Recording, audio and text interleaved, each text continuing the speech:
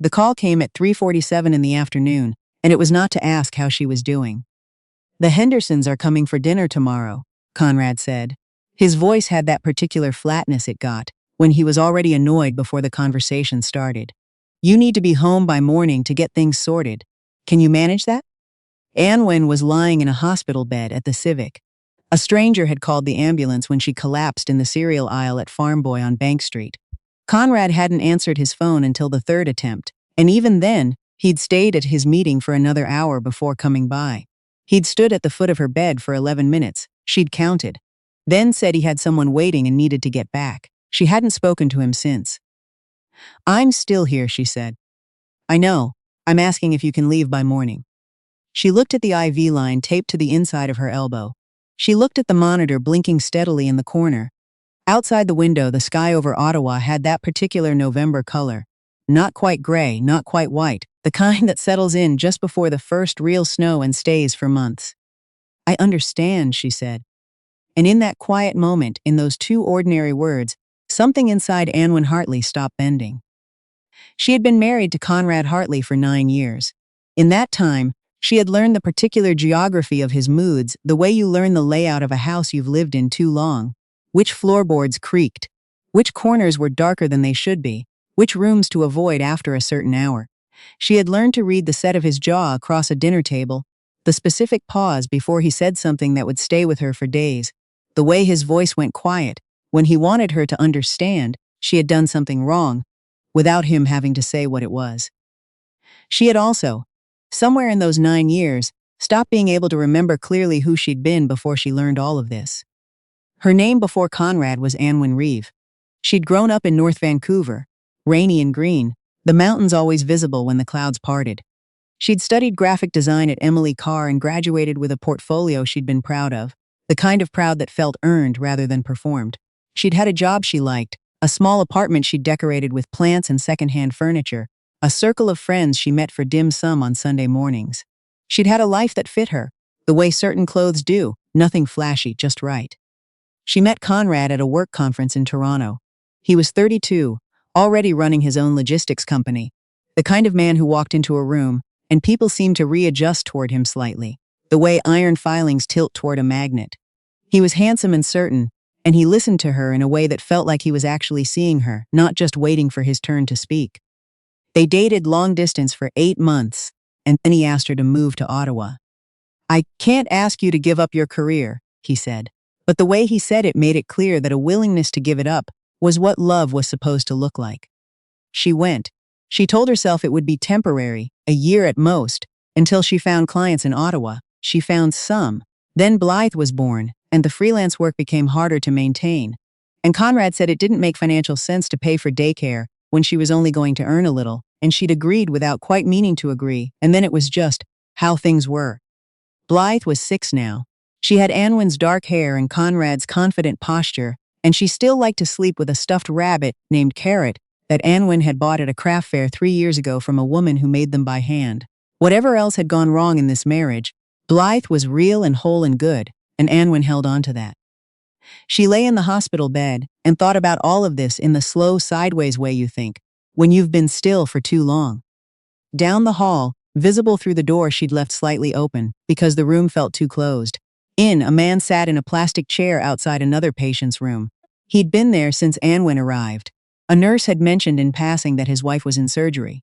He had a Tim Hortons cup that had gone cold on the floor beside him, and he was just sitting there, doing nothing useful, waiting. He hadn't touched his phone. He wasn't scrolling, wasn't pacing, wasn't looking for somewhere else to be. He was simply there, in the particular way that some people are there for each other, completely, without calculation. Anwen watched him for a while. Conrad had stayed 11 minutes. The doctor came back at 5. Her name was Dr. Osi Bonsu, and she had the kind of quiet directness that Anwen found immediately trustworthy. The collapse, she explained, was likely a combination of things. Severe iron deficiency anemia, cortisol levels that were concerning, blood pressure that had been running higher than it should for longer than Anwen had probably realized. There were other possibilities they needed to rule out. They'd want to run more tests in the morning. "Has anyone been monitoring your health regularly?" Dr. Osi Bonsu asked. Anwen opened her mouth and then closed it. I had a checkup, she said, maybe 3 years ago. The doctor wrote something down without commenting directly on this, but the pause before she moved on said everything it needed to. The question about whether someone was taking care of her came from the nurse, a young woman named Thea, who had a calm about her that seemed deliberate, hard one. She asked it the way you ask about logistics, not about feelings, while adjusting the IV line. But it was not really a logistics question. My husband, Anwen said. Thea nodded, adjusted the drip, said nothing else. But she didn't quite leave immediately either. She set a fresh glass of water on the bedside table, smoothed the edge of the blanket, and said, "Ring if you need anything. That's what we're here for." It was such a small, ordinary kindness. Anwen had to look at the ceiling for a moment to keep her face from doing something embarrassing. Conrad arrived the following morning without calling first. He was in clothes he'd likely been wearing since the night before. Jacket, dark shirt, the Italian shoes he'd bought in Montreal.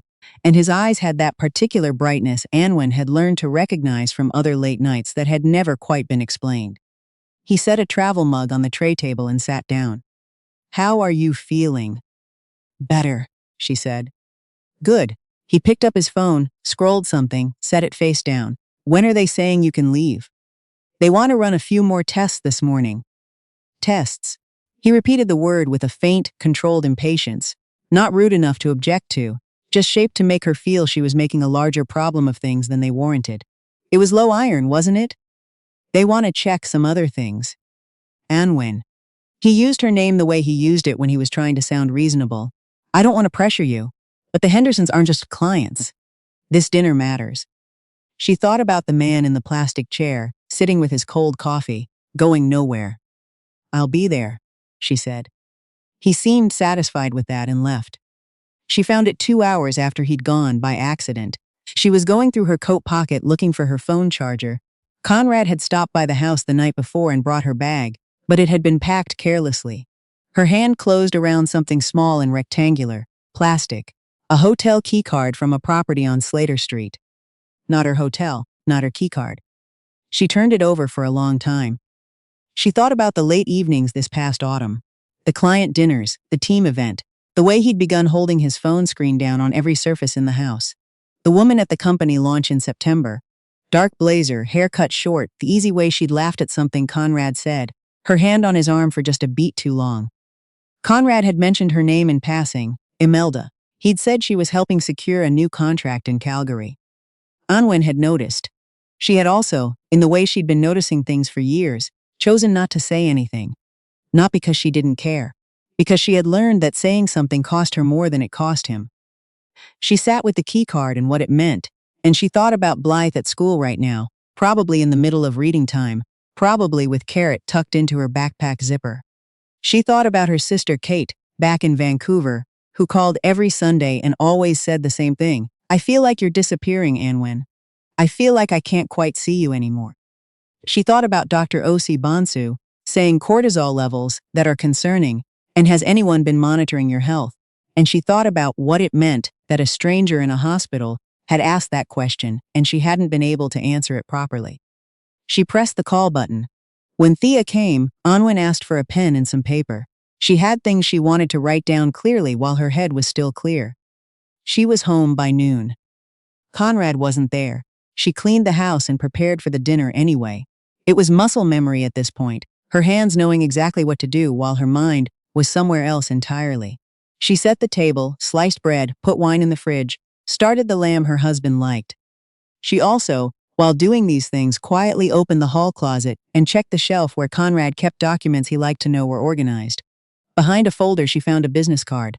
Imelda Voss, senior partner, a development firm in Calgary. On the back, in Conrad's handwriting, a date from 3 weeks ago. The same night he'd come home at 2 a.m, smelling of someone else's perfume, which she had told herself she was imagining. Anwen stood in the hallway holding the card for a while. Then she put it back exactly as she'd found it, and went back to the kitchen to finish the lamb. Conrad arrived at 6:30 with the Hendersons, Brent and Sylvia, both in their late 50s, both perfectly pleasant in the way of people who had never had reason to examine their own comfort. They complimented the table. They asked about Blythe. They talked to Conrad about freight rates and housing prices for the rest of the meal. while Anwen refreshed their wine and cleared plates and said, when spoken to directly, the correct, brief, pleasant things she'd learned to say. At one point, Brent turned to her and said, "You're so lucky, you know, just keeping the home and raising a beautiful daughter. My wife always says she'd have loved a bit of that." Sylvia laughed and waved her hand. "Don't listen to him." Anwen smiled. After the Hendersons left and Blythe was in bed, and the kitchen was clean and the wine glasses put away, Conrad poured himself a scotch and sat at the island. He was in a good mood. The evening had gone exactly as he'd needed it to. "Good dinner," he said. "Not you did well, just good dinner, as if it had made itself." "I need to talk to you about something," Anwen said. She set the hotel keycard on the counter. The silence that followed was the particular kind that confirmed everything. He didn't say, "What's that?" or "Where did you find this?" He looked at it for 3 full seconds, and then looked at her with an expression she recognized. The beginning of a reframe, the moment before he turned it into something she had done. "You went through my things." "It was in my coat pocket." "I don't know what that is." He picked up his scotch. "Someone from the team probably asked me to hold on to it." "Imelda Voss," Anwen said. He went very still. "I found her card in the closet," she said. "I know what the date on the back means." "Anwen," the reasonable voice. "You've been unwell. I think your imagination is." "Conrad." She said his name exactly the way he said hers. "Don't." He set the glass down. Something shifted in his face, not guilt exactly, but the recognition that the usual approach wasn't going to work this time. She was standing there too steadily. Her voice was too even. "You don't know what you're talking about," he said. "I know what a hotel keycard is, and I know what 9 years looks like, and I know which parts of those 9 years were real and which parts were just." She found the word, management. He stood up from the stool. He was taller than her and he knew it. "You think you can do this," he said. "You haven't worked properly in 4 years. Everything in this house is." "I know," she said. "I'm not fighting you for the house." That quieted him. "I want Blythe," she said. "I want what I'm entitled to. And I want you to stop talking to me like I'm something you maintain." Conrad stared at her. She had been in this marriage long enough to know when she had genuinely surprised him.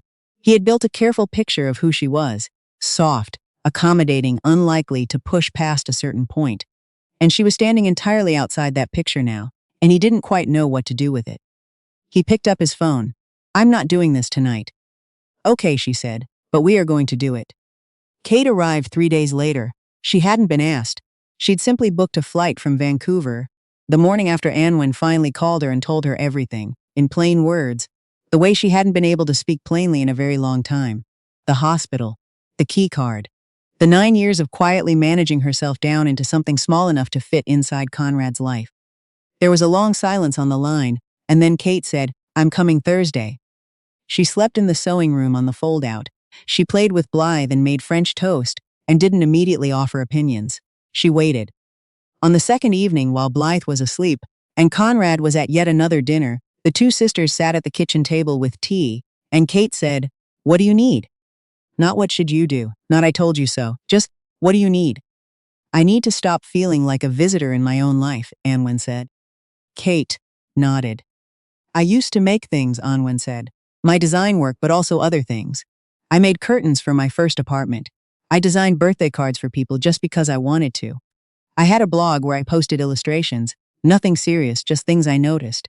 I don't remember when I stopped, but I stopped." "You stopped because you ran out of room," Kate said. That was exactly it. "I want to go home," Anwen said. She meant Vancouver. Kate reached across the table and put her hand over her sister's. Outside, the first real snow had arrived, the Ottawa kind, heavy and serious, collecting on the windowsills in thick white rows. Anwen looked at it and, for the first time in a long time, didn't feel the immediate impulse to check whether Conrad had left anything outside that needed to be brought in. The conversation with Conrad happened on a Wednesday, with a lawyer's letter already drafted. She'd spent the week speaking with a family lawyer named Mona, who had an office on Elgin Street, and who laid out, in calm and factual terms, exactly what Anwen was entitled to. She was entitled to more than she'd thought. Conrad read the document twice. He set it on the counter. He looked at Anwen with an expression that moved through several stages: anger, calculation, contempt, and then underneath all of that, something that looked almost like disbelief. "You're serious," he said. "Yes." You're going to move back to Vancouver. Freelance. You think that's a life? I think Blythe needs her mother to be well, she said. I haven't been well. You know that. I've given you everything. She thought about everything. She thought about the dinner she'd made the night before her collapse, because it was Tuesday, and Conrad liked lamb on Tuesdays, while she'd been running a low fever she hadn't mentioned to anyone. She thought about the friends she'd lost contact with, because Conrad found them exhausting. She thought about the design project she'd started 2 years ago, and quietly abandoned, because there was always something more immediately required of her. You gave me a house to run, she said. I needed a partner. There was nothing he could say to that, because they both knew it was true. He signed.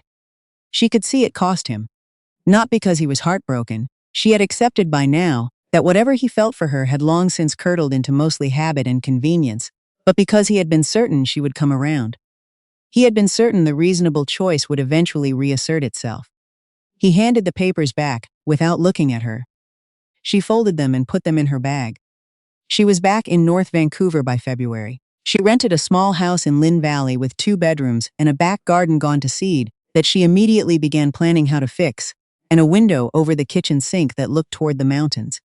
Blythe enrolled in a school 2 blocks away. Carrot the rabbit was given a place of honor on Blythe's windowsill. Kate lived 20 minutes away and came over on Sundays. Sometimes they made dim sum from scratch badly and ate it anyway. Anwen took on freelance design work, a small nonprofit in Burnaby, a bakery that needed a new brand, an author who wanted her book cover to feel like a winter forest. The work came slowly at first and then more steadily, and she was surprised by how quickly it returned, not just the technical skill, but the specific satisfaction of making something that hadn't existed before, the particular feeling of looking at a finished thing and knowing it was hers. She started posting illustrations online, small drawings, mostly plants and birds, and occasionally Blythe's hand holding something interesting she'd found. She didn't expect anyone to care, but some people did. Enough. She went to her follow-up appointments. The Vancouver specialist confirmed what Dr. Osi Bonsu had suspected. Hashimoto's, an autoimmune condition that had likely been quietly worsening for years, made significantly worse by prolonged chronic stress. With treatment and some changes, it was very manageable. Why didn't anyone catch this sooner? She asked. These things are often missed, the doctor said, especially in women your age who come in saying they're just tired. Anwen thought about how many times she'd told herself she was just tired. How many times she'd treated it like a character flaw rather than a symptom. How long she'd been explaining herself away. Conrad called occasionally about logistics regarding Blythe's schedule. The calls were brief and functional. She learned through a mutual contact that Imelda had been at his firm's Christmas party standing beside him in a way that had registered with several people in attendance. She thought about this for a few days and then, surprisingly, found she mostly stopped thinking about it. What had taken her 9 years to understand was that the problem had never really been Imelda. The problem was what she had allowed her life to become. Slowly, by small increments, each one individually reasonable, each one collectively a kind of erasure. She was 36 years old. She had, it turned out, considerable time ahead of her. In March, the back garden began to come back. She put in raised beds and, when she realized she didn't know much about vegetables, asked the woman next door, a retired nurse who grew tomatoes with intense and impressive commitment. The neighbor taught her things in the practical, no-nonsense way of someone who learns entirely by doing. Anwen's first attempt at tomatoes was not a success. She planted them again anyway. Blythe turned 7 in April. They had the party in the garden, with streamers and an ice cream cake from the shop at the bottom of the hill, and 6 children Anwen had only recently met, but was genuinely glad to know. Looking at her daughter, the dark hair, the wide laugh, the way she ran toward things that interested her with her whole body, Anwen felt something she wanted to name correctly. Not relief, not just relief. Something quieter and more lasting than relief. The feeling of being finally in a life that was actually hers. She had spent so long in a house that had her name on some of the paperwork, but had never really belonged to her. She understood now that belonging was not something anyone could hand you. You had to build it yourself. You had to be willing to lose what was never truly yours in order to have the room to do it. She stood in the garden in April, with the mountains just visible behind the tree line, and Blythe running in wide circles with her friends, and she breathed all the way in. For the first time in longer than she could clearly remember, She breathed all the way in.